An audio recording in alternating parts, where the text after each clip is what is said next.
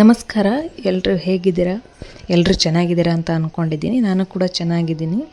ಹಾಗೆ ಇವತ್ತು ಬೆಳಗ್ಗೆಯಿಂದನೇ ವ್ಲಾಗನ್ನು ಸ್ಟಾರ್ಟ್ ಮಾಡ್ತಾಯಿದ್ದೀನಿ. ಬ್ರೇಕ್ಫಾಸ್ಟ್ಗೆ ಅಂತ ಹೇಳ್ಬಿಟ್ಟು ಹೆಸರು ಕಾಳು ನೆನೆಸಿಟ್ಟಿದ್ದೆ, ಅದರಿಂದ ದೋಸೆ ಮಾಡೋಣ ಅಂತೇಳಿ ರೆಡಿ ಮಾಡಿಟ್ಕೊಳ್ತಾ ಇದ್ದೀನಿ. ಇನ್ನು ಹಿಂದಿನ ದಿನ ರಾತ್ರಿನೇ ಹೆಸರು ಕಾಳನ್ನು ನೆನೆಸಿಟ್ಕೊಂಡಿದ್ದೆ. ಹಾಗೆ ಅದ್ರ ಜೊತೆಗೆ ಸ್ವಲ್ಪ ಬಟಾಣಿ ಕೂಡ ನೆನೆಸಿದ್ದೆ. ಅದ್ರ ಜೊತೆಗೆ ಒಂದು ಗ್ಲಾಸ್ನಷ್ಟು ಅಕ್ಕಿ ಹಾಗೆ ಕಡಲೆಬೇಳೆನೂ ಕೂಡ ನೆನೆಸಿಟ್ಕೊಂಡಿದ್ದೆ.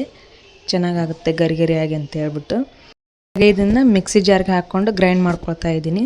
ಈ ರೀತಿಯಾಗಿ ಬೇಗನೆ ಇನ್ಸ್ಟಂಟಾಗಿ ಆಗುವಂಥದ್ದು ಈ ಬ್ರೇಕ್ಫಾಸ್ಟ್ಗಳು. ಇವು ಡೈಲಿ ವರ್ಕಿಂಗ್ ವುಮೆನ್ಸ್ಗೆ ಮತ್ತು ಲಂಚ್ ಬಾಕ್ಸಿಗೆ ಈ ರೀತಿಯಾಗಿ ಮಾಡಿಕೊಡ್ಲಿಕ್ಕೆ ತುಂಬಾ ಹೆಲ್ಪ್ ಆಗ್ತಾವೆ. ಈ ರೀತಿಯಾಗಿ ಇನ್ಸ್ಟಂಟಾಗಿ ದೋಸೆ ಆಗಲಿ ಅಥವಾ ಪಡ್ಡನ್ನಾಗಲಿ ಮಾಡೋದ್ರಿಂದ. ಹಾಗಾಗಿ ನಾನು ಇದನ್ನು ಕೂಡ ಟ್ರೈ ಮಾಡ್ತಾಯಿದ್ದೆ. ತುಂಬಾ ಚೆನ್ನಾಗಾಗಿತ್ತು ಕೂಡ.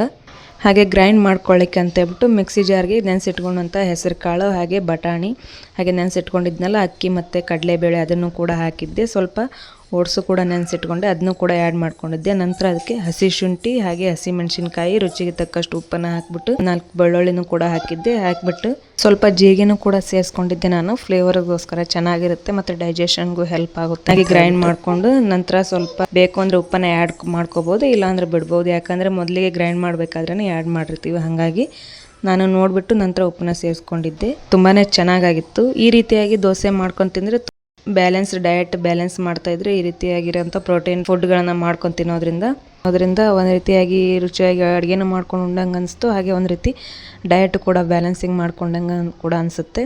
ಇದು ತುಂಬಾ ಹೆಲ್ತ್ ಬೆನಿಫಿಟ್ ಇದೆ ಕೂಡ. ಈ ರೀತಿಯಾಗಿ ಹೆಸರು ಕಾಳನ್ನು ನೆನೆಸ್ಕೊಂಡು ತಿನ್ಬೋದು, ಅಥವಾ ಈ ರೀತಿಯಾಗಿ ದೋಸೆಯನ್ನು ಮಾಡ್ಕೋಬೋದು, ಪಡ್ಡನ್ನು ಕೂಡ ಮಾಡ್ಕೋಬೋದು, ಅಥವಾ ತಾಲಿಪಟ್ಟನ್ನು ಈ ರೀತಿಯಾಗಿ ಮಾಡ್ಕೊಂಡು ತಿನ್ನೋದ್ರಿಂದ ಹೆಲ್ತ್ಗೆ ಒಳ್ಳೆಯದಾಗುತ್ತೆ. ನಾನು ಇವತ್ತು ಮಾಡಿದ್ದೆ ತುಂಬಾ ರುಚಿಯಾಗಿ ಬಂದಿತ್ತು ಕೂಡ. ಹಾಗೆ ಇದ್ರ ಕಾಂಬಿನೇಷನ್ ಆಗಿ ಟೊಮೆಟೊ ಚಟ್ನಿನ ಮಾಡಿದ್ದೆ ನಾನು.